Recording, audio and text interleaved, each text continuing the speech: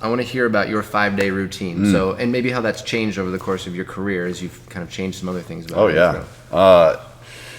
So, 5-day routine, being a starting pitcher, you have 4 days in between starts. Every once in a while with off days and changes in rotation and whatnot, you'll get an extra.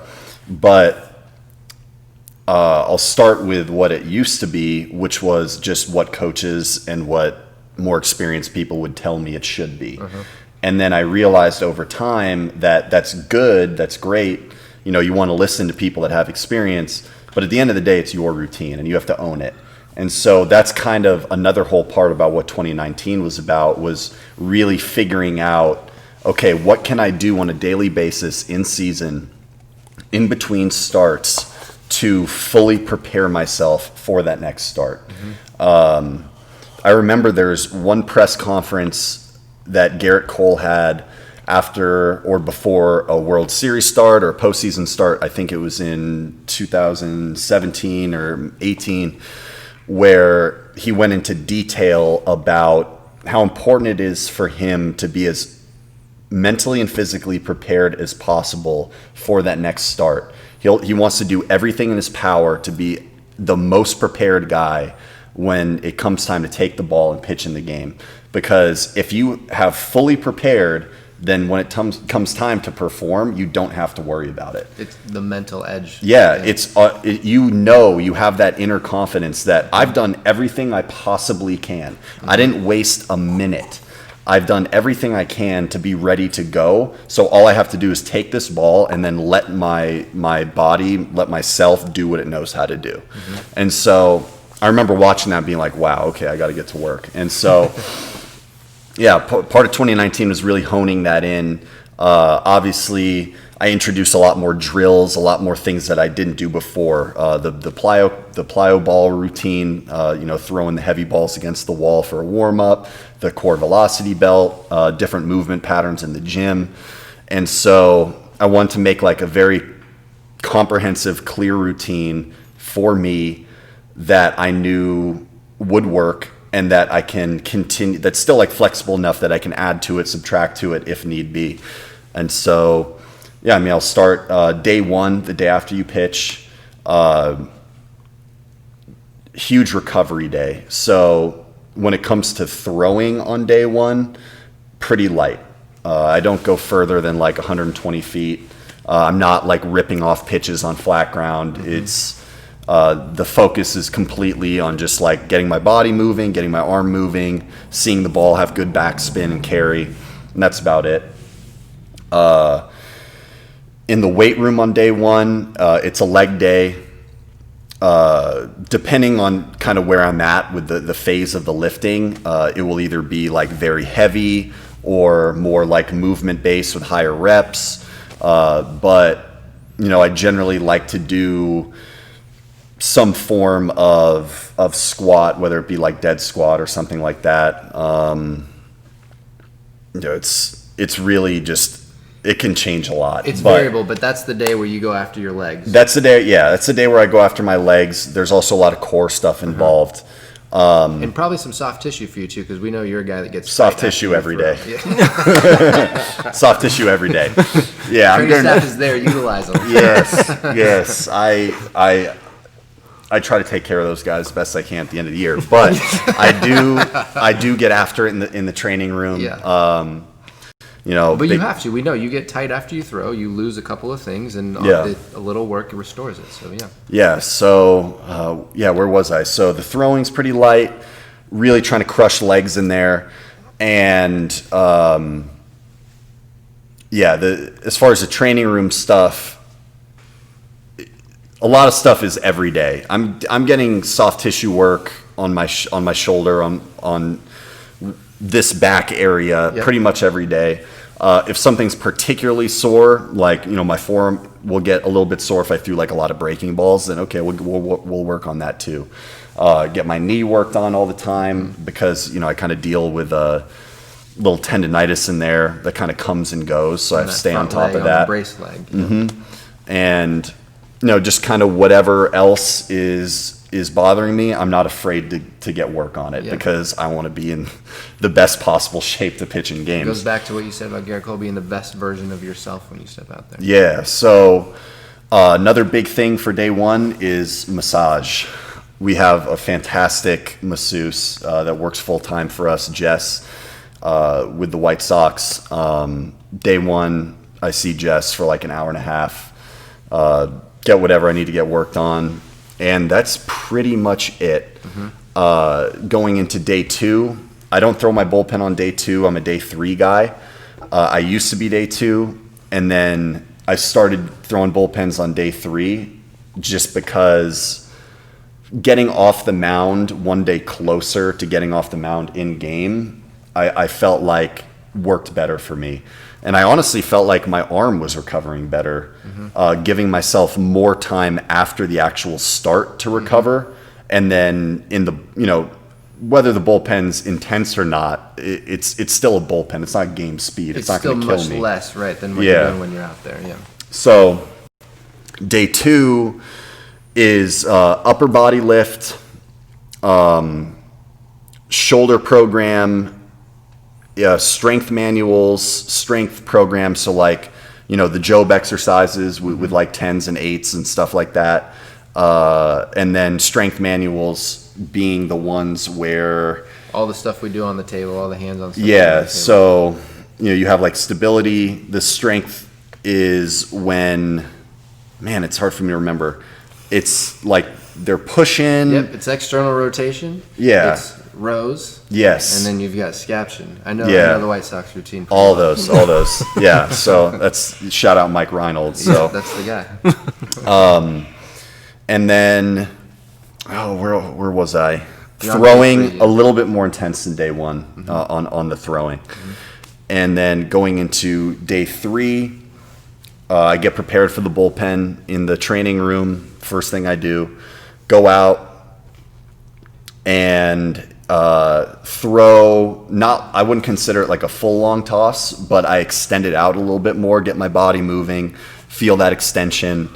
Another big part about my routine, which is every single day, it applies to every day, is attention to detail in catch play, in your throwing. If you're just out there throwing to throw, you're not getting anything out of it. You're just moving your arm and releasing a ball. But if you have intent behind every single throw, for me, being like a four-seam guy that wants to throw the ball with good spin, I want to feel that on every single throw. So, it's all about being behind the ball, spinning it, pulling down, and seeing the ball travel like that. When I see the ball start to die, that shows me, okay, I know that I probably pulled off, I probably got on the side of it, and it didn't have true spin. So it's always focus on like, it's like I see a hallway to my catch partner, whether I'm 10 feet away or I'm 200 feet away, and I want to keep the ball in that hallway. And so go out about, depending on how I'm feeling, 150, 200 feet, come back in, get on the mound. Generally 35, 45 pitches with, again, a very clear idea of what I want to work on. That would be based on the previous start. That would be also based on who I'm going to be facing. Yeah, how do you determine that? Is that part of the game plan going into the next start? Do you determine that with your pitching coach, or is this kind of you sitting down and figuring it out, or how do you do that? Yeah, I mean, always communication with the pitching coach. But at the end of the day, it's, looking at the schedule and seeing, okay, I'm going to be facing this lineup. I know from experience, especially if it's like an AL Central team, that sees you all the time. Yeah, that sees me all the time. Okay, like, what did I throw a lot of last time I faced them? Like, what do I think their approach is going to be like? Should I work on locating the changeup better because I was leaving the changeup up last game? Should I work on landing my slider for a strike so I can maybe surprise these guys? Something like that. But the number one is always fastball command. Every single pen, the focus is always on fastball command. And for me, it's generally fastball command in the top part of the zone and above. And that's because of the spin thing you just talked about, right? Yeah, that's because I'm a guy that spins the ball, throws it straight, generates what we call ride or carry, where the ball like stays on plane more so than an average fastball because of a faster backspin rate. Yeah, or like it's like the backspin. You got the spin rate, you have the spin axis, all that stuff.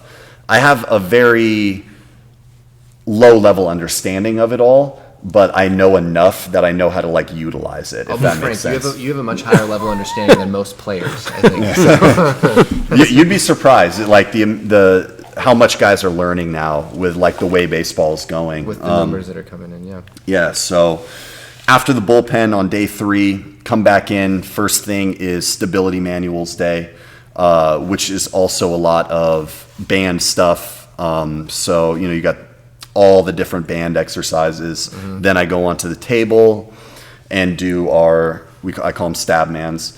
Stability manuals, where that's when you're holding it, they're pushing it around. We call that rhythmic stability. Stability, and then you have like 1, 2, 3, 4, hold it up, more boom, boom, boom, boom, boom, yep. 1, 2, 3, 4, rhythmic stability, and so knock all those out. Then I go in the weight room, and I'm not lifting on day 3. I'm actually doing a lot of like agility work, a lot of just movement pattern work. The closest thing to lifting would be like throwing the med ball. Working on explosiveness, on controlling my hip movements, ladder drills where I'm moving my feet around, because big thing for me being a big guy is I really want to improve the athleticism. I want to be better at fielding my position, better running over to cover first base. All that kind of stuff is important to me. That's, if you're good at that stuff, then you're going to pitch more innings. That's just how it is. So that's pretty much the day 3 workload. And then day 4 is the lightest day. Nothing in the weight room, nothing shoulder program wise. Catch very, very light. Still with attention to detail as always. And then the like most demanding thing I do on day 4 is my core velocity belt work, where I put on the core velocity belt. I have like 4 drills I do with it. I do it outside in a bullpen, whether we're at home or road. Go outside in the bullpen, and something that I started to add in about midway through 2019 was like really intense visualization while I do those core velocity belt drills. Cool. So I never throw with that thing on, but I'm like in my mind pitching in a game, if that makes sense. Absolutely. So right. I have the belt on. By the time I get to the drills where I'm actually going through my full delivery, I'm now visualizing myself on the game mound, time of day, weather, amount of fans I think there's going to be. Obviously, we had none this year, so that was easy. Guessing what I think their lineup is going to be in my head, 1, 2, 3, 4, 5. And then every single pitch, seeing the catcher, seeing the sign, and in my mind, executing a pitch over and over and over again. Full at bats, generally visualizing good results, but also mixing in bad. So like, let's say I have the belt on. Idea from so like I have it on and I go through my mechanics and I can feel that like I drifted, that I didn't stay in my mechanics. And I know that like if I were to do that in a game, throwing a pitch, it wouldn't be a good pitch. So it's like, all right, ball 1, or all right, left it down the middle, double. Okay, now I'm in the stretch. Yeah, that's a very. And now I'm facing this guy. So that's like kind of adding in that intense visualization just for more preparedness coming into the next game. That is super cool. So just for people that don't know, the core velocity belt is essentially this bungee cord that does this spiral around you, wraps around your waist, and you're using it to really figure out how to get into your hips. You talked about that as being something that you struggled with early on, and one of the big changes that you made, but Lucas uses the core velocity belt as a way for him to figure out how to get into his hips and create a little bit of rotational force to start with. Give him a rotational cue to start his delivery. Absolutely. Yeah. I didn't really get into detail on that earlier, but before I put that belt on for the first time, I was like searching for that feeling of how do I feel like I'm grounded and I'm driving down the mound. You know, I've had pitching coaches, I've had all sorts of people tell me like you need to drive down the mound better. You need to like feel it and get down that thing. And I'm like, okay, how? I don't know what it feels like. I don't know what it feels like. And I had been searching and searching and searching like for that feeling to the point where, you know, it became like paralysis from analysis, especially in 2018, where, you know, I was trying every single thing I could, but not really using my brain, if that makes sense. And so being introduced to that tool is fantastic. First time I put it on, I get on a mound, I do like one dry throw, and I'm like, oh, that's what it's supposed to feel like. Okay, cool. So now we can start working. It is. That's cool. It's driving movement through some sensory integration, like giving you that. And we talk about external cues. That's clearly an external cue. It's fantastic. Create an environment where they can be successful. Yeah, we talk a ton about kinetic linking, kinetic energy, and that's you driving through the mound and really interacting with the earth at the end of the day. And pushing and see can you generate force. So, and that's just another way to kind of make you feel it. And then once you get it dialed in, obviously that led to some success. I'm still like coming back in my head to this, like when you're visualizing bad results too. I've read some stuff on sports psychology. I've spent some time looking into those things. That's a little bit of a different thought than I've. It doesn't stop there either. That's really cool. Yeah, when I get home that night, the night before I pitch, going over scouting report info, I fire up MLB The Show on PlayStation. This is my favorite part. Yeah. I fire up MLB The Show on PlayStation, baseball simulation. Lucas is a huge gamer. You can follow him on Twitch if you're into that. Twitch.tv/General Geo. So I don't know anything about that. I fire up that game. I have all my scouting report materials in front of me on my phone, iPad, stuff that our catcher put together, stuff that the team put together, stuff that I've put together myself. I have it all in front of me. I'm not the type of guy that can learn by just reading. If I'm going through and just trying to read this stuff, when I get into that game situation, it's going to be gone. I've tried. It doesn't work for me. So it's like, how do I find a way to make learning this stuff more interactive, make it fun, so then it's something I'm looking forward to, and then it's something that I can keep with me when, you know, shit hits the fan. And so, yeah, I put on the game. Again, like for the visualization aspect, trying to make everything in the game like it's going to be the next day. So if it's a night game, put it on. That's, you know, select night. If it's a day game, select day. What uniform are we wearing tomorrow? What uniform are they wearing tomorrow? So the hardest part is guessing the other team's lineup. Yes. I've only done it perfect like once or twice. You know. Was that the no-hitter? No, I actually just wondering. That would be there'd be something to the night before the no-hitter, I actually like wasn't even close, I don't think. But at the end of the day, like I want to make everything as close to what it's going to be. And sometimes I'll play one game, sometimes I'll play two. Kind of depends on like how well I already know the lineup. Like if it's Kansas City Royals, I'll probably play one game because I've faced them so many times. But yeah, I mean, I have all the stuff in front of me. I'm going pitch to pitch. I simulate everything except for myself pitching. So I'm in control when I'm pitching, and it's like pitch to pitch. The first time through the lineup, I throw a pitch. I look down. Okay, like what's the game? What's the move? Like, okay, he's behind in the count. He likes to swing at this. He doesn't swing at that. Like, okay, this pitch is going to be good. This pitch is going to be bad. Whatever. And then I throw the next pitch. Yeah. And I don't play on like such an easy difficulty that it's just like domination. Yeah. I did do that for a while, and then I realized, like I should probably make it a little more realistic. So, you know, I kind of bumped up the difficulty a little bit. I'll give up a homer. I'll give up a hit. I'll walk a guy, and then now it's like, okay, now I'm pitching with the scouting report, with everything going on, but now there's like a runner on second, there's a runner on third. Okay, like what do I need to do to get this guy out, to get out of this situation? Because that's stuff that's going to happen in real life. Exactly. Like, you gotta put yourself no matter how well you prepare, like, you're not going to throw a perfect game every time. Right. So, they'll just kind of go from there. Whether I have a good result in the video game or a bad result in the video game, it doesn't matter. It's all about the work I'm putting in. And so that's just like kind of another level to like mix that visualization aspect, seeing yourself be successful, seeing yourself work through things, along with the actual concrete work you have to do to prepare physically. So that's really cool. I mean, I think cool. the takeaway there is like, that's a full-time job.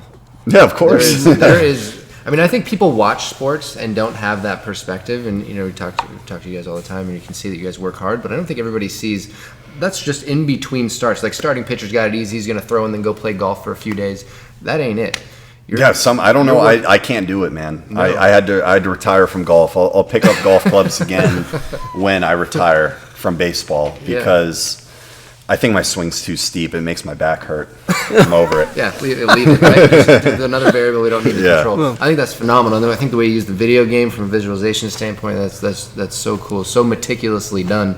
And you've come to this by failing, like you said, many times, and then putting all these right things together. And like you said, you're willing to adapt. So if something comes along that you need to change, then you can make an adjustment. I think that's super cool. So that's the 5-day routine. What does an off season look like for you? And I know that's been different every year. And last off season is probably not the best framework for things, because it was last off 3 or season 4 was months crazy. longer than it normally would have been. Yeah, last one was a lot of adjustments on the fly. Yeah. Obviously, I got the flu. I got hurt. It was a mess, but end up coming out having a good season regardless. Yeah. The off season routine, I take a little bit of time off. Which is over now. We're back in the gym, back working with you.